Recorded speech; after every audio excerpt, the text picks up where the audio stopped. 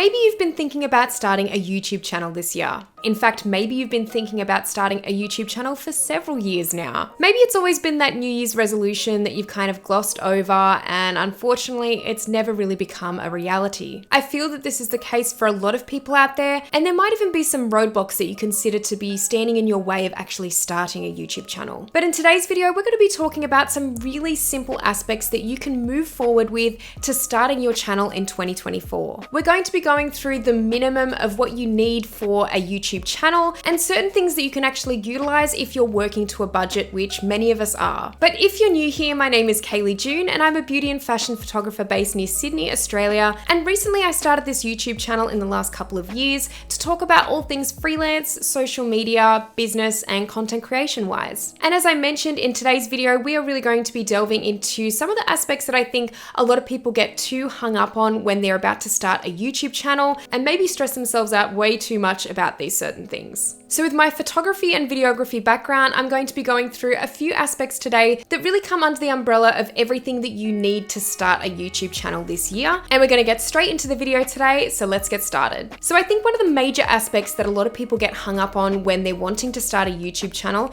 is what they're actually going to film with. Now, I've definitely heard my fair share of excuses when it's come to this, and I really personally feel that you can get away with starting your YouTube channel by filming on a smartphone. Most of us have a smartphone these days, and I absolutely think that the quality that a smartphone can produce is usually more than enough than what you need for YouTube. Don't get too hung up on thinking about really expensive cameras and what exactly you're going to be filming with.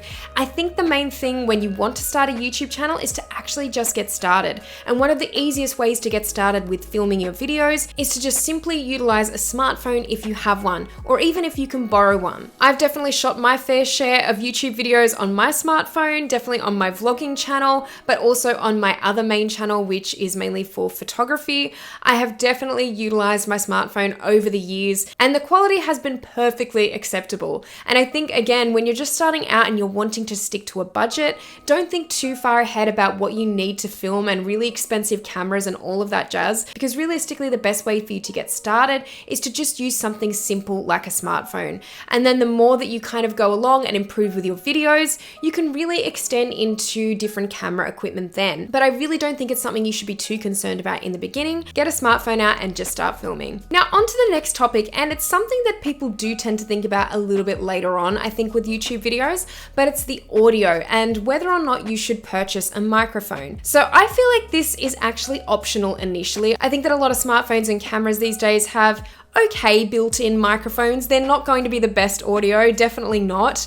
But I think, again, the most important thing is if you want to start a YouTube channel, you need to start somewhere and you just need to get started sometimes. So I think that it's perfectly acceptable to use the audio that is inbuilt on your camera or your smartphone. And there is a couple of different ways that you can tweak this and make it a little bit better overall. So one of the ways you can make the audio from these devices a little bit better is by actually using some blankets or some soft coverings around where you're actually sitting and filming in the room that you're in. So this will help sort of block some of that echo, and you can really cover the floors. If you've got hard floors, this is going to be a lot more noticeable if you're filming in a room like that. Using a carpeted room is definitely going to be easier to get slightly better audio, but you might still feel that you are getting a little bit of echo. So in that case, if the room is quite empty or you have the ability to hang up blankets or place them on the floor in front of you, it's definitely going to absorb some of that echo. So this is a really cheap and effective way to help improve the audio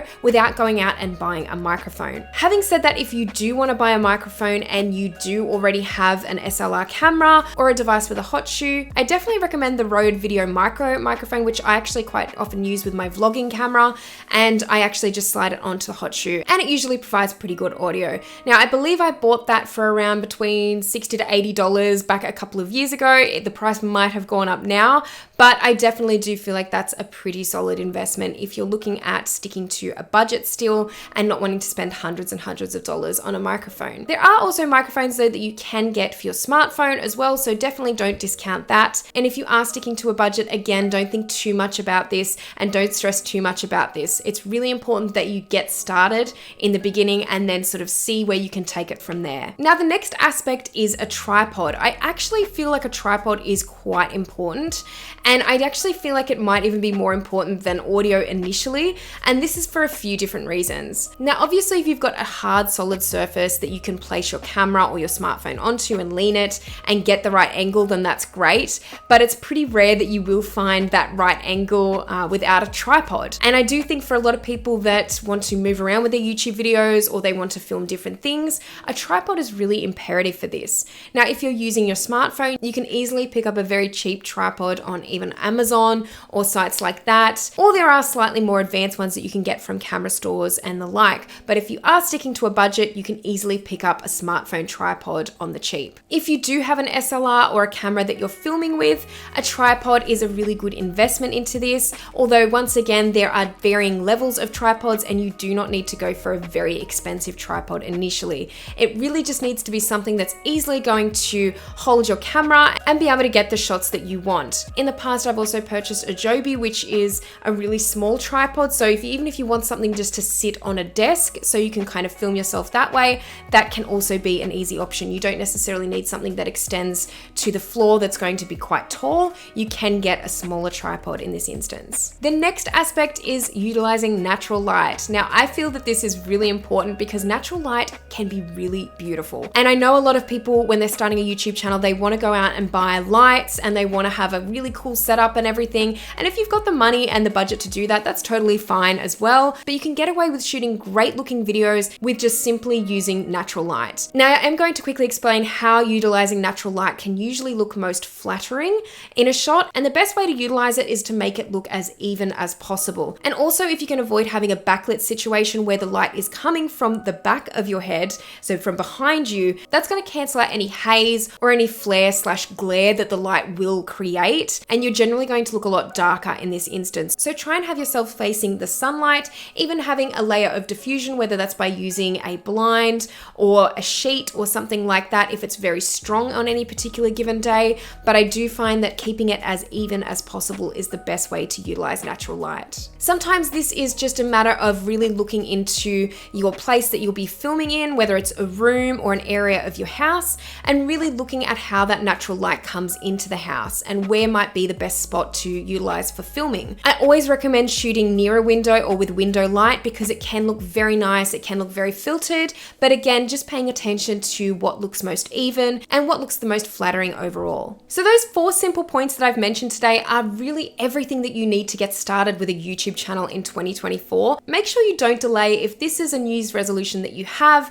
to start a YouTube channel, or if it's something that you've been wanting to do for a number of years now, definitely get in and just get started and use some of these tips today as a way to help yourself get started. I am looking into filming a starter kit video though, and something for that kind of next level up. Maybe you've already had a YouTube channel for a little while and you want to know some of the best kind of filming aspects to implement into your following videos or into your new videos. And I'd love to do a starter kit video where I go through some actual products that you can utilize. Again, probably sticking to more of the budget side, but more so for beginners overall. So let me know if you want to see a video like that down in the comments section. But thank you so much for watching this video today. And if you liked it, please give it a thumbs up. And if you haven't subscribed to my channel already, make sure that you do, because I'll be posting a lot more in future. Let me know down in the comment section below as well how you like to film your YouTube videos, because I always love to hear your thoughts. But thank you again so much for watching, and I'll see you in the next video.